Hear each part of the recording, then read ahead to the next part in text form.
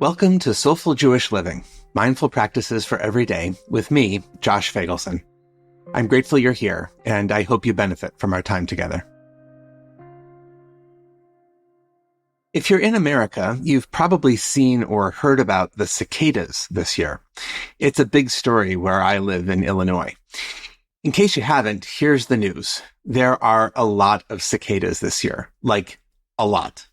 Not just millions, not just billions, literally trillions of cicadas. For the uninitiated, cicadas are these harmless but pretty big bugs that come out of the ground in the late spring to lay their eggs. They make a lot of noise. That happens every year. But this year, there are two broods or subspecies that are coming out at the same time. One of them only emerges every 13 years. The other only comes out every 17 years. And quick math, 13 times 17 equals 221. That means the last time these two broods of cicadas were out and about at the same time was when Thomas Jefferson was president. Pretty cool. Also, pretty noisy. In our house, the creature who is happiest about this is Phoebe, our dog. If you were a newer listener to the podcast, welcome to a Phoebe episode. Why is Phoebe so happy, you ask? Because these cicadas are all over the sidewalk and they are evidently quite the tasty snack. Every time she sees one of these buggers, she wants to dive at it and eat it up. Now, of course, you're asking the question any good Jewish parent would ask, Bubala, is that healthy? So I did what any dog owner would do and Googled it. And according to Dr. Google, the answer is, maybe not. Seems a few aren't going to be bad for her, but more than a few, and she is likely to get an upset stomach or worse. This puts me in a difficult position. Phoebe needs her walks, but she also needs to restrain herself from the cicadas, which she's not able to do. My wife has tried walking her in the street, where there are fewer bugs than on the sidewalk, but that can have its own challenges. I'm considering a muzzle.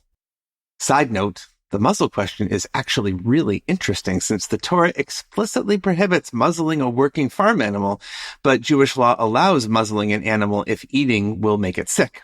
Love me some Talmud. Regardless of what we do, our regular walks ain't what they used to be, and that's its own disruption to the regular rhythms of our life. Phoebe and I have routes we take every day. One route that goes west, the other route that goes east, and I like the regularity of those routes. I know the spots where the sidewalk buckles a little bit, or where Phoebe particularly likes to poop. I can observe the slow daily changes in my neighbors' gardens and see the progress on their home improvement projects. I'm used to the places we go and the pace we move at, and now a lot of that is a bit disrupted. But as my colleague at the Institute for Jewish Spirituality, Rabbi Mark Margolius, likes to say, what an opportunity for mindfulness practice. If our regular walks can lull us into absent-mindedness, the disruption to our regular rhythm can actually be a great chance to be more mindful and present. There's something especially powerful about mindfulness and walking. So often we think of mindfulness practices as sitting still. Most of the meditations I teach on this podcast are those kinds of practices, where the music comes on and I get in my meditation teacher voice and invite you to assume a dignified and upright posture.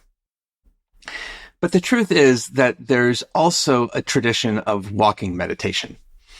It doesn't involve closing your eyes and being still, of course. It's about being aware, mindful, and attentive as you move. People take different approaches to walking meditation. Some folks move at a normal pace and simply try to bring more awareness to their motion and movement, as well as to the inner sensations that arise from moment to moment. Others go much more slowly, perhaps walking for 15 or 30 feet before turning around and walking back along the same path over and over, all the while being very mindful of the micro motions of the feet, the legs, the arms, and the rest of the body. What I love about walking meditation is that it really embodies an idea in the Torah, one that we find all over the place, that Judaism is about literally walking in the world. The opening words of the Torah portion of Bechukotai are Im Bechukotai Telechu, if you walk in my ways. Likewise, in the book of Deuteronomy, Moses instructs the Israelites to walk in God's ways. The rabbis of the Talmud interpret this to mean that we should strive to imitate the divine. Just as God comforts the sick, we should comfort the sick. Just as God feeds the hungry, we should feed the hungry. In another place in Bechukotai, God says to the Israelites that if all goes right and they live the mindful Jewish life that the Torah lays out, quote, I will walk among you. The great medieval Torah commentator Rashi interprets this as saying, I'll accompany you in the Garden of Eden, just like one of you. What a beautiful image. God just walking along with us, hanging out. In the words of Louis Armstrong, what a wonderful world. I'd like to suggest that what the Torah and Rashi mean here is that this is possible for us all the time, that the holy, loving, flowing, embracing life force of the universe is right there with us on our walks, if we can attune our hearts and minds to be aware of it. And I'd like to suggest that walking meditation is a way to become aware of that. So here's a walking meditation practice you can try. And a shout out to a listener, Marjorie, who wrote to suggest we do a walking practice on the show. You can do this inside or outside, though if you can do it outdoors, I think that's even better. Just try to avoid the cicadas. Okay. Stand still. Focus on receiving your breath. You might listen for the subtle sound of breathing. Notice the rising and falling of the belly and chest, or focus on the sensation of air passing through the nostrils. When thoughts arise, gently let them go and return to the breath. After a minute, leave half your attention on the breath and place the other half on the bottoms of your feet. Feel the pressure of your body on the earth. Notice the constant adjustments your muscles make to maintain balance. After another minute or so, shift your focus once again.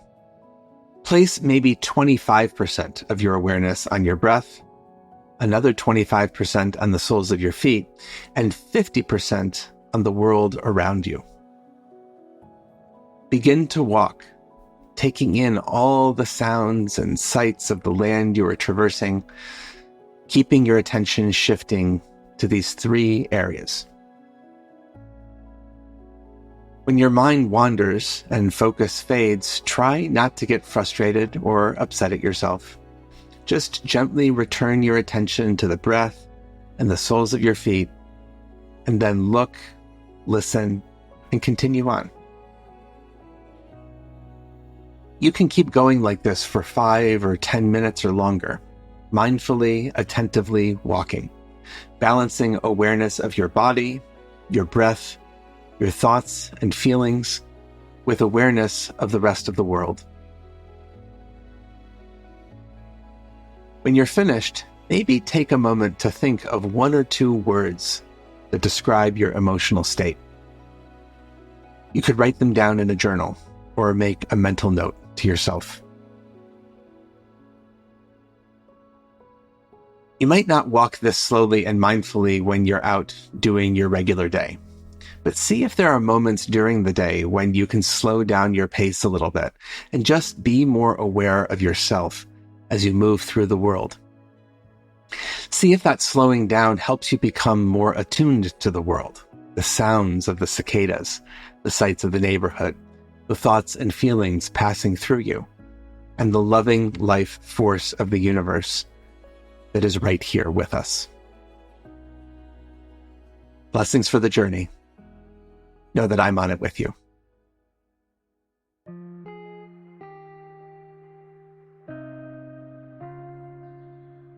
Thank you for joining us for Soulful Jewish Living, Mindful Practices for Every Day, a production of Unpacked, a division of OpenDor Media, and the Institute for Jewish Spirituality. This episode was sponsored by Jonathan and Corey Califer and the Somerset Patriots, the Bridgewater, New Jersey-based AA affiliate of the New York Yankees. If you like this show, subscribe, give us 5 stars, and write us a review on Apple Podcasts. Check out Jewish Unpacked for everything Unpacked related, and subscribe to our other podcasts, and check out the Institute for Jewish Spirituality. Most importantly, be in touch. Write to me at josh@jewishunpacked.com. This episode was hosted by me, Rabbi Josh Feigelson. Audio was edited by Rob Pera, and were produced by Rivki Stern. Thanks for joining us.